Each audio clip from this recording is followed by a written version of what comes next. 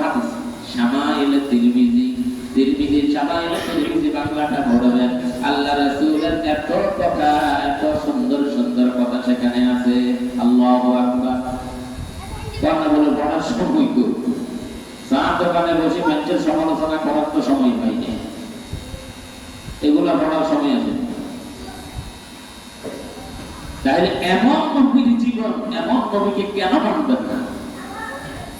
কি করে নবীকে মানতে সবাই রাজি আছে? সবাই রাজি আছে? বলেন ইনশাআল্লাহ।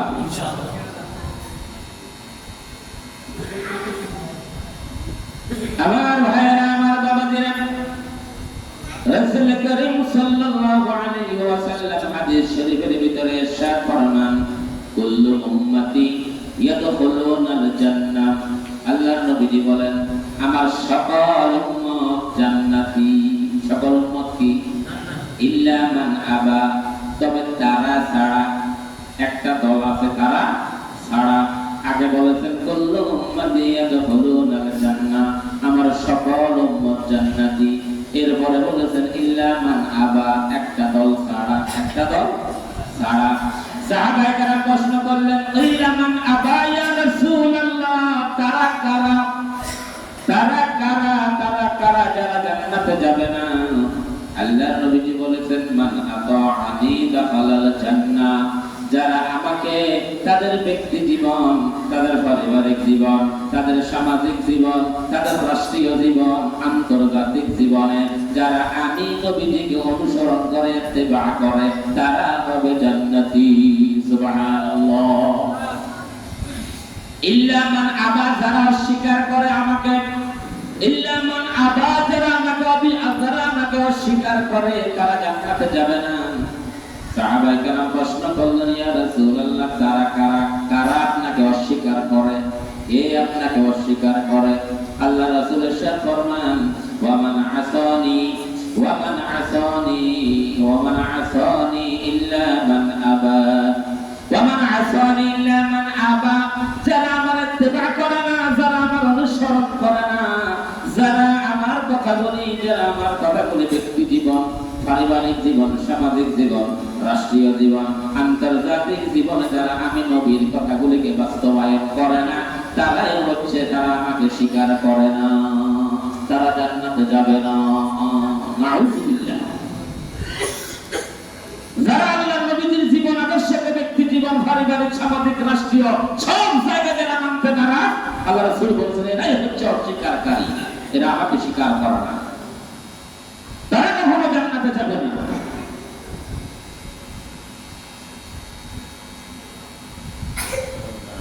আমার ভাইয়েরা, আমার বাবাজিরা, এই নবীজিকে মানতে রাজি আছেন সবাই? সবাই রাজি আছেন? বলেন ইনশাআল্লাহ। আল্লাহ আমাদের সবাইকে তৌফিক দান করেন। বলেন ইনশাআল্লাহ।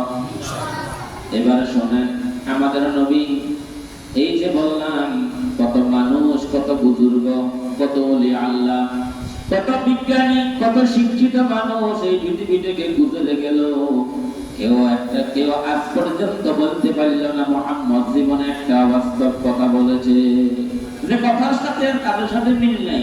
মুহাম্মদ এরকম জীবনে একটা কথা বলেছে, আজ পর্যন্ত পৃথিবীর কেউ বলতে পারে না।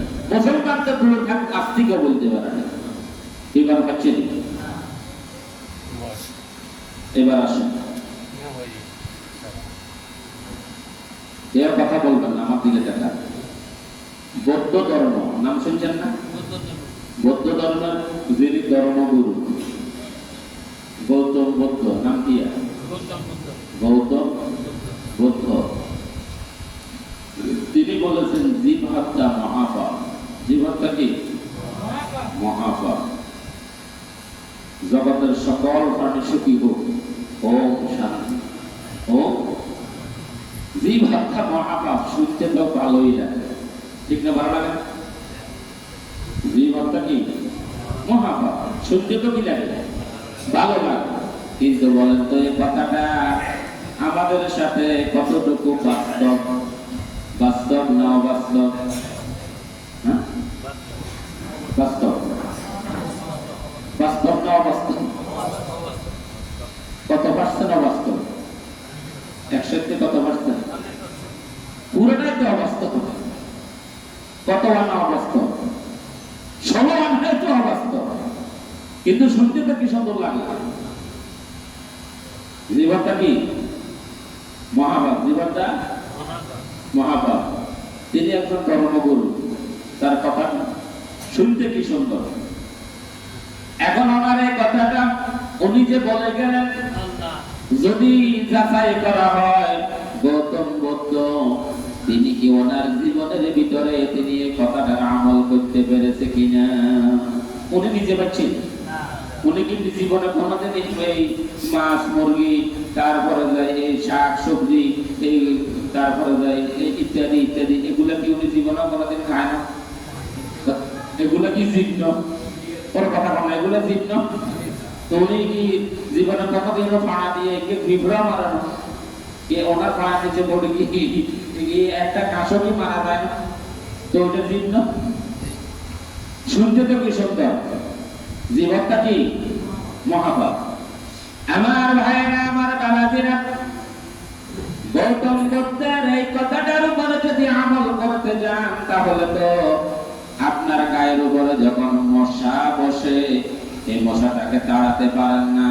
তাড়াতে যদি পান, আপনি যদি মশাটাকে চাপড় দিয়ে মেরে ফেলেন তাহলে এটা তো হারাম, হারাম এবং হারাম, ঠিক কিনা বলেন? কার ফতোয়া অনুযায়ী? গৌতম বুদ্ধ কার ফতোয়া অনুযায়ী? মশাই যে জীর্ণ, তো আপনি যেন চাপাতে পারেন না। কথাকে বুঝতেছেন? আমার ভাইয়েরা, আমাদের দেশে এবং পৃথিবীর বিভিন্ন রাষ্ট্রে রাষ্ট্রীয়ভাবে মশা নিধন করার জন্য রাষ্ট্রীয় বাজেট ঘোষণা করা হয়। পৃথিবীর বিভিন্ন দেশে মশা মারার জন্য ঔষধ স্প্রে করা হয়, ঠিক কিনা বলেন? আপনারা যারা প্রবাসে থাকেন বিভিন্ন দেশে, এটা আছে না নাই? আমাদের দেশেও আছে, আমাদের দেশেও আছে। মশা মারার জন্য সরকারি বাজেট আছে। এখন যদি আপনি গৌতম বুদ্ধের কথাটা মানতে চান তাহলে কি আপনি মশা মারতে পারেন? যেহেতু জীব হত্যা মহাপাপ, জীব হত্যা কি আপনি এটা মারবেন কিভাবে? এটা তো মারাই যায় না। কথাটা কি বাস্তব? বাস্তব না বাস্তব? মনোযোগ দিয়ে শুনেন। এরপরে আমার ভাইরা,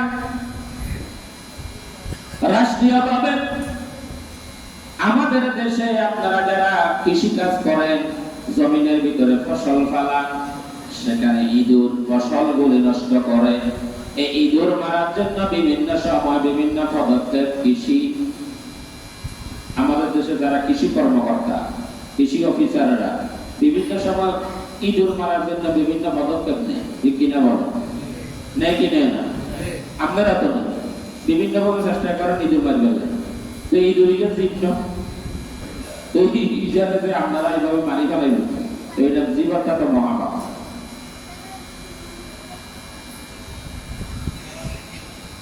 তাহলে ওনার এই কথাটা বাস্তব না অবাস্তব? কিন্তু শুনতে তো ভালো লাগতেছে, জীবনটা মহাপাপ। জীবনটা কি মহাপাপ, কিন্তু এই কথাটা কি মানা সম্ভব?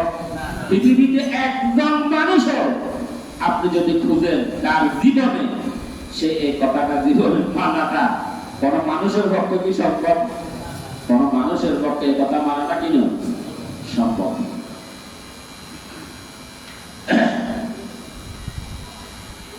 এবার আসেন আমার ভাইয়েরা, আমাদের নবীজির কথাগুলি শোনেন। আল্লাহর নবী, আমাদের নবীজি কথা বলেছেন, আমরা আল্লাহর নবী ফরমান, যারা হাজী সাহেবরা যখন হজে যায়, ইহরাম যখন বাঁধে, কি বাঁধে? ইহরাম। ইহরাম যখন বাঁধে, ইহরাম বাঁধার পরে কোন প্রাণী হত্যা করা জায়েজ নাই, না জায়েজ, কোন প্রাণী হত্যা করা যাবে না।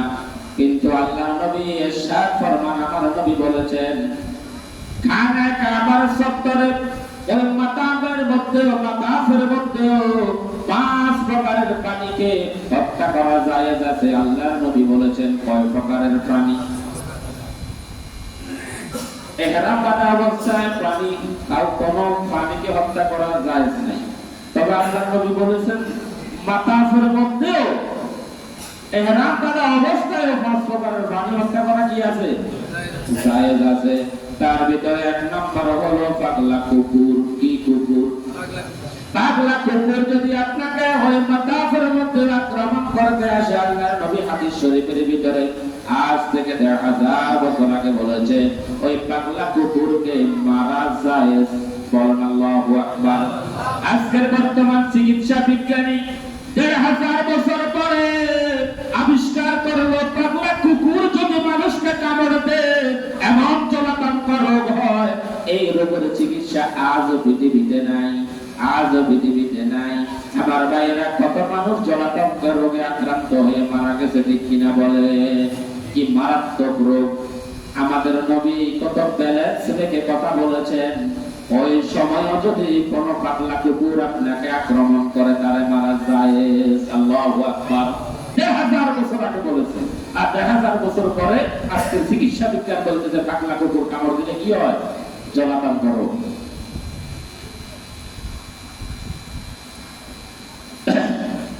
আমার ভাইয়েরা, আমার বাবাজিরা, আল্লাহ রাসূলের কথা বলি বাস্তব না অবাস্তব? একজন বেদুইন গরীব সাহাবী, রাখাল মানুষ, ওট বেড়া বকরি চড়ায়। অল্প কিছুদিন আগে তিনি ইসলাম গ্রহণ করেছেন। আল্লাহর নবীজির কাছে এসেছেন, এসে বলতেছে, ইয়া রাসূলুল্লাহ, ইয়া হাবিবাল্লাহ, হুজুর, আমি তো অনেক সময় ওট ভেড়া নিয়ে, বকরি নিয়ে, এগুলাকে নিয়ে আমি বিভিন্ন সময় আমি তো মরুভূমির ভিতরে চলে যাই। এগুলাকে নিয়ে আমি চড়াই, এগুলাকে আমি খানা খাওয়াই, এগুলার সাথে আমি থাকি। ইয়া রাসূলুল্লাহ, ইয়া হাবিবাল্লাহ, হুজুর আপনি বলেন তো, ইয়া রাসূলুল্লাহ আপনি বলেন, ইয়া রাসূলুল্লাহ আপনি বলেন, আমি যখন একটু সময় রেস্ট করব, ঘুমাই বা নামাজে দাঁড়াই, আমি কি ওট বেড়া বলি? ওট বলি কি আমি? আপনি তো আল্লাহর উপরে তাওয়াক্কুল করার জন্য ওয়াজ করেছেন, বয়ান করেছেন। ইয়া রাসূলুল্লাহ, ইয়া হাবিবাল্লাহ বলেন, আমি আমার হাতের ওটগুলোকে ছেড়ে দিয়ে আল্লাহর উপরে তাওয়াক্কুল করব, না গাছের সাথে বেঁধে আল্লাহর উপরে তাওয়াক্কুল করব? আল্লাহু আকবার। একজন বেদুইন সাহাবী আল্লাহ রাসূলকে প্রশ্ন করতেছে, হুজুর আমি তো মরুভূমির ভিতরে থাকি, ওট ভেড়া এগুলো চড়াই, অনেক সময় দেখা যায় আমার ক্লান্তি আসে, আমি ঘুমাই, অনেক সময় দেখা যায় আমি নামাজে দাঁড়াই। ওই সময় আপনি তো বলেছেন আল্লাহর উপরে তাওয়াক্কুল করার জন্য, কার উপরে? আল্লাহর উপরে। এখন ওই সময় আমি কি আল্লাহর উপরে তাওয়াক্কুল করে এগুলোকে ছেড়ে দিয়ে নামাজে দাঁড়িয়ে যাব বা ঘুমিয়ে যাব, না এগুলোকে আমি গাছের সাথে বেঁধে তারপরে নামাজে দাঁড়াবো না ঘুমাবো? আমি আল্লাহর উপর তাওয়াক্কুলটা কিভাবে করবো? ছেড়ে দিয়ে না বেঁধে রেখে? আল্লাহু আকবার।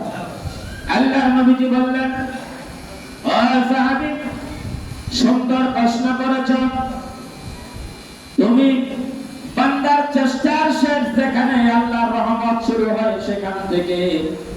ও সাহাবী, তুমি যখন নামাজে দাঁড়াবে অথবা ঘুমাবে, তাহলে এরপরে তুমি দাঁড়ানোর আগে, ঘুমানোর আগে ওট ভেড়াগুলোকে গাছের সাথে বেঁধে রাখবে, ভালোভাবে বেঁধে তারপর আল্লাহর উপরে তাওয়াক্কুল করবে। তার কারণ হচ্ছে অনেক সময় ঘরের ভিতরে রাখার পরেও তো চুরি হয়ে যায়। চুরি হয় না? ঘরের ভিতরে পাহারা, বিল্ডিং এর ভিতরে তালা মারা অবস্থায় এরপরে তো গরু চুরি হয়ে যায়, ছাগল চুরি হয়ে যায়, ঠিক কিনা বলেন? পুকুরের মাছগুলি পর্যন্ত চুরি হয়ে যায়, আছে না নাই? আপনাদের এলাকায় আছেন এরকম চোর? না আপনাদের এলাকাটা ওলামা কেরামদের এলাকা চোর টাকা নেই, কথা ঠিক কিনা বলেন? আল্লাহ রাসূল কি সুন্দর করে কি পরামর্শটা দিলেন যে তুমি তোমার চেষ্টাটা তুমি শেষ করে তারপরে তুমি আল্লাহর উপর তাওয়াক্কুল করো। বান্দার চেষ্টার শেষ যেখানে আল্লাহর রহমত শুরু হয় সেখান থেকে তুমি ছেড়ে দিয়ে আল্লাহর উপর তাওয়াক্কুল করার দরকার নাই। তুমি ভালোভাবে বেঁধে তারপরে কি করো? আল্লাহর উপর তাওয়াক্কুল করো। আমার ভাইয়েরা, আমার বাবাজিরা, আল্লাহর উপরে তাওয়াক্কুল করার জন্য আল্লাহ নবীজি বলেছেন। এই বয়ান শোনার পরে এখন যদি বলেন আমার ঘরের ভিতরে 10 কোটি টাকা আছে, 50 ভরি স্বর্ণ আছে, আল্লাহ যে এত বড় আসমানটা ঝুলিয়ে রাখতে পারে, আল্লাহর যে এত ক্ষমতা, তাহলে আমার ঘরে 10 কোটি টাকার 50 ভরি স্বর্ণ কি আল্লাহ রাখতে পারে না? এই কথা বলে যদি আপনি দরজা খুলে ঘুমান, এই কথা বলে যদি আপনি দরজাটা খুলে ঘুমান, তাইলে এই কথার কি কোনো যুক্তি আছে নি বলেন? আপনারা আমার দিকে তাকান, উঠে বসা করলে এদিক সেদিক তাকাইলে তো সমস্যা। আল্লাহর উপরে তাওয়াক্কুল করার জন্য বলছি। এখন আপনার ঘরের ভিতরে টাকা আছে, স্বর্ণ গহনা রূপা আছে, আপনি এগুলারে রাখি রাত্রে দরজা খুলে ঘুমান যে আমি আল্লাহর উপরে তাওয়াক্কুল করছি, আল্লাহর তো ক্ষমতা আছে, আল্লাহ কত বড় আসমানের রাখছে, সূর্যরে রাখছে, চন্দ্র রাখছে, আল্লাহর এত ক্ষমতা, তো আল্লাহকে আমার ঘরের ভিতরে টাকা পয়সা স্বর্ণ গহনা এখানে দেখতে পারে না? অনেক কথা কই, আপনাদের দরজারে খুলে ঘুমান, এরপরে যদি চুরি হয়েছে, এটা কি আল্লাহর উপর তাওয়াক্কুল হইল? তাওয়াক্কুল হবে আমার সতর্কতা, আমার চেষ্টার শেষ যেখানে, সেখান থেকে আল্লাহর রহমত কি শুরু। আগে তো আমি আমার নিরাপত্তাটা নিব সর্বোচ্চ, ঠিক কি না? এরপরে আল্লাহর উপর তাওয়াক্কুল।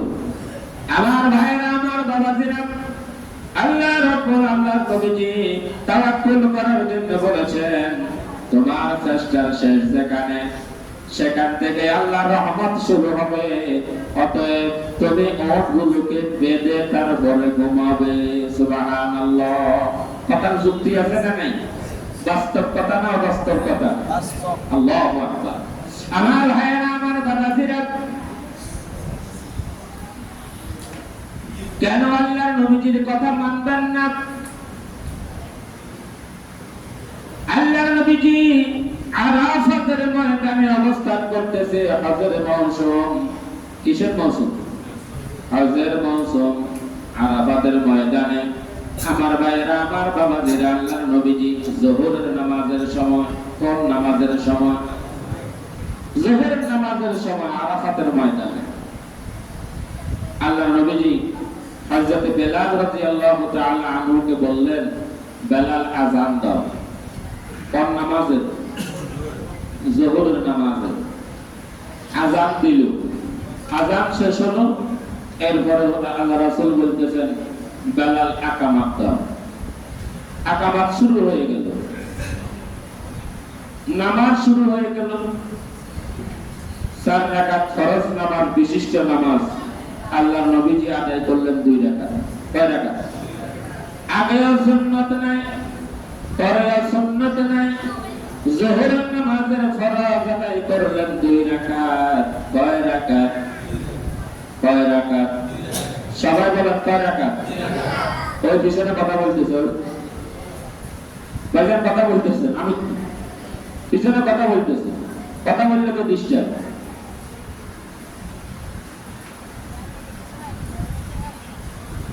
কথা বললে তো ডিস্টার্ব, কথা বলা যাবে না। নামাজ পড়তে কয় রাকাত? যোহরের নামাজ আমরা কয় রাকাত পড়ি? এখন যদি বলেন নবীজি 2 রাকাত পড়লো, কেন? কেন বলা যাবে নি? কথা বল, কেন বলা যাবে? কোন প্রশ্ন করা যাবে? এটা ইসলাম। এটা কি? ইসলাম। আমার ভাইরা, আমার বাবাজিরা, নামাজ শেষ করলেন, 2 রাকাত নামাজ পড়ে শেষ হয়ে গেল, আবার দাঁড়িয়ে গেলেন। এরপরে আল্লাহর নবীজি বললেন, ও বেলাল আকামাত দাও। আল্লাহর নবীজি আবার আসরের নামাজ পড়ালেন 2 রাকাত। কয় রাকাত? একই সাথে এট এ টাইম। প্রথমে বললেন যোহরের 2 রাকাত। আযান হচ্ছে কয়বার? আকামাত হইল কয়বার? আগে দিয়ে যোহর পড়ছেন কয় রাকাত, পরে আসর পড়ছেন কয় রাকাত? 2 রাকাত। নামাজ শেষ করলেন। আমার ভাইরা, আমার বাবাজিরা, সাহাবায়ে কেরামদের মনের ভিতরে প্রশ্ন, কিন্তু কেউ জিজ্ঞাসা করার সাহস রাখে না। কারণটা কি? যোহরের নামাজের পরে আবার আসর করলেন, এখনো তো আসরের সময় হয় নাই। হয়েছে নাকি? আমার ভাইরা, আমার বাবাজিরা, এখনো আসরের সময় হয় নাই, কিন্তু আল্লাহর নবীজি আসরের নামাজটাও শেষ করে দিয়েছেন। এরপরে মাগরিব পর্যন্ত ওই আরাফাতের ময়দানে, আরাফার ময়দানে হুজুর অবস্থান করলেন সাহাবায়ে কেরামদেরকে নিয়ে। আমার ভাইরা, আমার বাবাজিরা, আল্লাহর নবীজি এরপরে এখান থেকে হুজুর মাগরিবের নামাজ সন্ধ্যা যখন হয়ে গেল, সূর্যাস্তের সময়, সূর্যাস্ত গেলেই তো আবার নামাজ আছে না নাই? ওটা কোন নামাজ? ওটা কোন নামাজ? হুজুর মাগরিবের নামাজটা আদায় করলেন না। মাগরিব আরাফাতের ময়দানে যাওয়ার আগে হুজুর আগে হজ করলেন। কি করলেন? হজ করলেন। খানায় খাবার চত্বরে মাতাবে হুজুর ওটের উপরে হুজুর তাওয়াফ করতেছেন। এরপরে ওটের উপরে উঠতে বসলেন। সাহাবারা প্রশ্ন করতেছেন, ইয়া রাসূলুল্লাহ, আমরা হজ করব কিভাবে? আল্লাহর নবীজি বলতেছেন, খুযু আন্নী মানাসিকাকুম, খুযু আন্নী মানাসিকাকুম। আমি যেভাবে করি, আমি যেভাবে বলি, আমি যেভাবে করি, তোমরাও সেভাবে করো। এটার নামই হচ্ছে হজ। এটার নাম কি? এটার নাম হজ। ওই যে রাসূল যে বলেছেন, খুযু আন্নী মানাসিকাকুম, আমি যা করি তাই হচ্ছে হজ। আমি যা করি তাই হজ। আমি যেভাবে করি তোমরাও সেভাবে করো। সুবহানাল্লাহ। এই জন্য আমার ভাইরা, সাহাবায়ে কেরাম প্রশ্ন করতে সাহস পাচ্ছেন না। মাগরিবের নামাজের সময় যখন হয়ে গেল, আল্লাহর নবী নামাজ আদায় করলেন না। হুজুর মুজদালিফার দিকে রওনা করলেন। কোন দিকে? হুজুর কোন দিকে রওনা করছেন? মুজদালিফার দিকে রওনা করলেন। আমার ভাইরা, আমার বাবাজিরা, ওই সফরের ভিতরে আল্লাহর নবীজির সাথে আল্লাহ রাসূলের একজন নাতি ছিলেন। হুজুরের পালক পুত্র যায়েদ রাদিয়াল্লাহু তাআলা আনহুর ছেলে ছিলেন উসামা নাতি। নাতিরা তো অনেক সময় নানারে সাহস করে অনেক প্রশ্ন করেই ফেলে, ঠিক কিনা বলেন? হযরত উসামা রাসূলের নাতি আল্লাহর নবীজিকে বললেন, ইয়া রাসূলুল্লাহ, ইয়া হাবিবাল্লাহ, নানা, আমরা তো মাগরিবের নামাজ পড়ি নাই, মাগরিবের নামাজ পড়ি নাই, নামাজ পড়ব। আল্লাহর নবীজি নাতি চিন্তা করছেন, না নাকি ভুলে গেল নাকি? নামাজের সময় নামাজ না পড়ে নানাদের সামনের দিকে মুজদালিফার দিকে রওনা করছে, না নাকি ভুলে গেল নাকি? আল্লাহর নবীজি বলেছেন, as-salatu amamakum, as-salatu amamaka, as-salatu amamaka। নামাজ সামনে, নামাজ সামনে, নামাজ সামনে। এখানে নামাজ পড়া যাবে না, এখানে নামাজ পড়া যাবে না। মাগরিব এখানে আদায় করা যাবে না। মাগরিব আমরা মুজদালিফায় গিয়ে পড়ব। বলেন সুবহানাল্লাহ। এই যে যোহর পড়লেন 2 রাকাত, একসাথে আসর পড়লেন 2 রাকাত। মাগরিবের সময় মাগরিব পড়লেন না, মুজদালিফায় গিয়ে মাগরিব আর ইশা একসাথে আদায় করেছেন। আল্লাহু আকবার। যারা হজে যায় তারা নামাজ তো এইভাবেই পড়ে, ঠিক কি না বলেন? আপনারা এইভাবে নামাজ পড়েছেন না? আমি যাই বলেন, এখন যদি বলেন হুজুর তাইলে কি আমরা এইভাবে শুরু করব? না, এটা এখানের জন্য না, এটা হজের সময় ওইখানের জন্য। বুঝাইতে চাইতেছি আপনাদেরকে, এটা আল্লাহ রাসূল যখন যেখানে যা করেছে তা হচ্ছে আমাদের জন্য দলিল। কোনো প্রশ্ন করা যাবে না, কেন 2 রাকাত পড়লেন, কেন মাগরিব পড়লেন না, এরকম কোনো প্রশ্ন করা যাবে না। কোনো প্রশ্ন নাই, বিনা প্রশ্নে বিনা শর্তে মেনে নিতে হবে। আতি আল্লাহ, আল্লাহকে আল্লাহর আনুগত্য করা, আতি আর রাসূল, রাসূলের আনুগত্য করা, বিনা শর্তে আনুগত্য করতে হবে। সবাই রাজি আছেন নি? আল্লাহ আমাদের সবাইকে তৌফিক দেন, বলি আমিন। আমরা আরো কথা বলবো আগামী জুমায়। ওয়া আলাইনা ইল্লাল বালাগ, যারা পরে আসছেন